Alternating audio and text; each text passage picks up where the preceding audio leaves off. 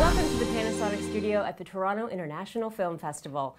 Burning Man takes us on an emotional journey of love and loss. I'm very pleased to welcome actress Bojana Novakovic and director Jonathan Teplitzy. Welcome to both of you. Thank you so much for coming in. It's a pleasure.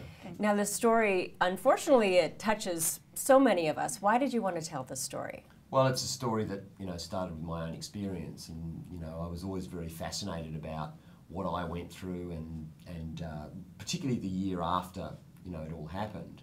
And what I found, once you get past the, the sadness and the tragedy of it, that there's a fantastic exhilaration and lust for life that you kind of go after.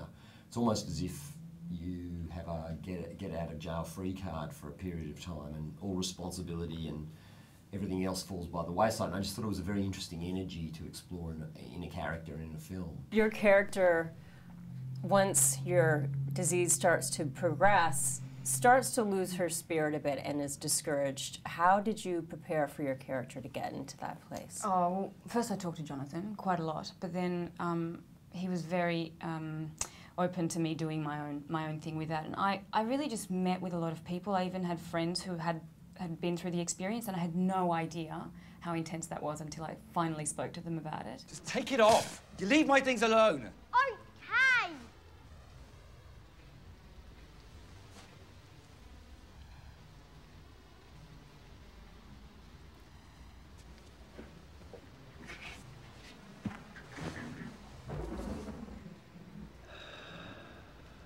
I'm sorry.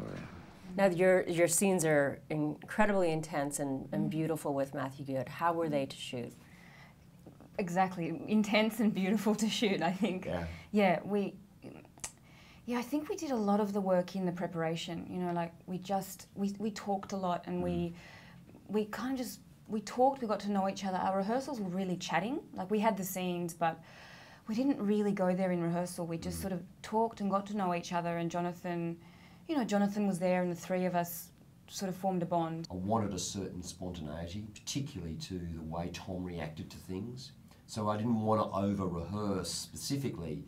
I wanted to save that for what happened on camera and get, obviously there needed to be a certain degree of preparation. We sort of got it to a simmer and allowed it to kind of boil over on when we shot. And the order of the shot list changed sometimes depending on kind of whose reaction was more pertinent. So if Matthew had to react to something, then we would shoot him first so he could just do that, and then I would do what it was that he was, reacting to, or the other way around. And days when I felt really insecure, then he would go first, and we would always ask each other. It was really interesting. Well, I also remember when we did the death scene, which is a huge scene to shoot. Yeah, he wanted. Yeah. He was really.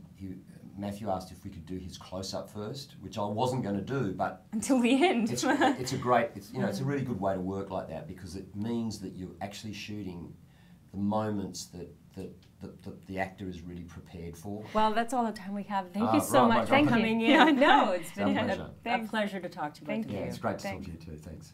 And remember to follow us on Twitter at Red Carpet Diary, or like us on Facebook for the latest updates on our interviews here in the Panasonic studio at the Toronto International Film Festival.